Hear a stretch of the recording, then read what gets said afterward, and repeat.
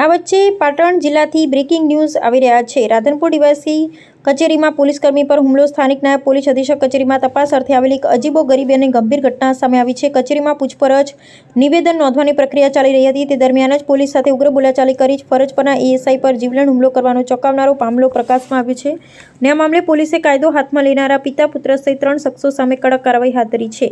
જેમાં પ્રાપ્ત માહિતી અનુસાર રાધનપુર ડીવાયએસપી કચેરીમાં ફરજ બજાવતા એએસઆઈ ઘનશ્યામસિંહ રામુજી દ્વારા નોંધવામાં આવેલી પોલીસ ફરિયાદ મુજબ અગીચણા ગામના રહેવાસી શંકરભાઈ ડુંગરભાઈ આયર અને લક્ષ્મણભાઈ ઉર્ફે લાલાભાઈ શંકરભાઈ આયર એક તપાસના સંબંધમાં પોતાનું નિવેદન નોંધવા માટે કચેરી આવ્યા હતા।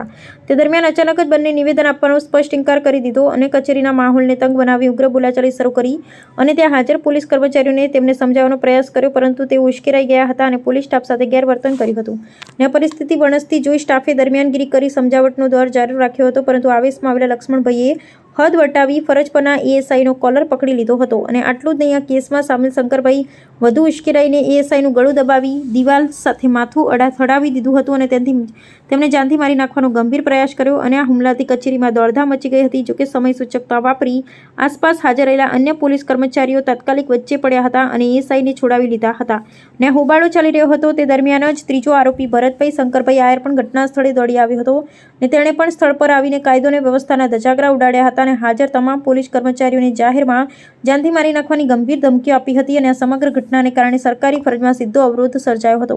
જેમાં ખાકી વર્દી પર થયેલા સીધા હુમલા અને સરકારી ફરજમાં રૂકાવટ મામલે રાધનપુર પોલીસ સ્ટેશનના 3 આરોપીઓ વિરુદ્ધ ભારતીય ન્યાય સંહિતા બીએનએસની સંબંધિત કલમો તેમજ જીપી એક્ટ હેઠળ ગુનો દાખલ કરવામાં આવ્યો।